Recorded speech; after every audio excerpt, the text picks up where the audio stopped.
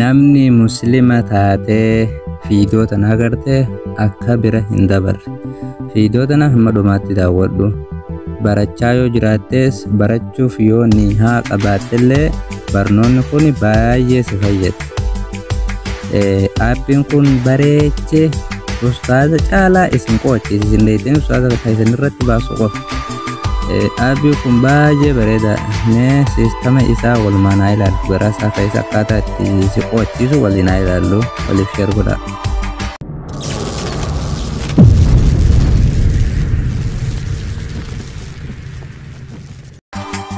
Aappiin kana eegaa gadi seente kunoo mallattoo tana as gadhoo. Eega mallattoo tana gadhooyte haala kanaan akkas siifida. Eega haala kanaan akkana siifidee kunoo sarara afran olii kana jirtu kana bakka tana akka gadi tuutu. Eegas gattuuyte booda sadaffaarra jiru dheeraa kana akkas gadi tuutu. Eega sadaffaarra dhooyte kanaa si gadi baha. Eega kun si gadi bahe kanarraas ijuma xiqqishaa fuuldura kana akka gadi dhooyte. Eega kun si bahee isa kanarraa sadaffaa kanarra geeffatte jechuudha. Kunoo kanarra geeffatte. Eega kun eega bakka tana sirreeffattee booda ol deebitee xiyyuma reefu san akkasi gadhoo.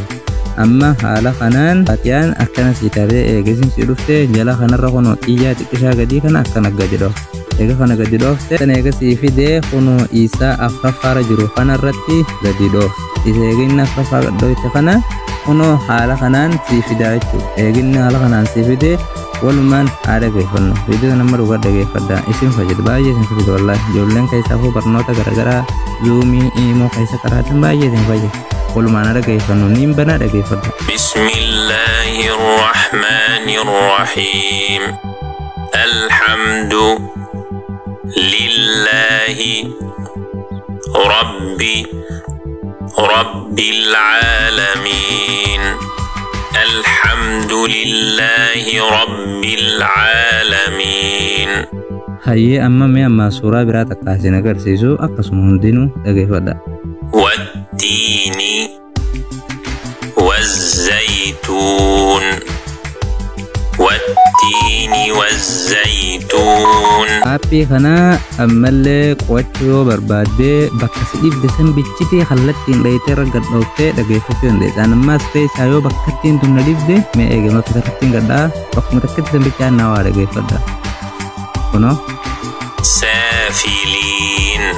Karena isim bakka isim tibe biciti rada itani ti sama fakenya ayat atau daite ma as yo ma fakenya bakkatana khaisa tokkos dibe jirate fakenya bu bakkatana gaddoytelle sifo ayechu.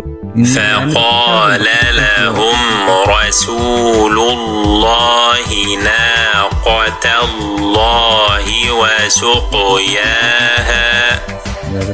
ما شاء الله آتي أجايباتي bakka si dhibde bichiti irra gadhooyte adda baafachuu dandeessa. Amma asirratti eeg idhin ba'atha sigale fujuraha wa taqwaha fasawwaha.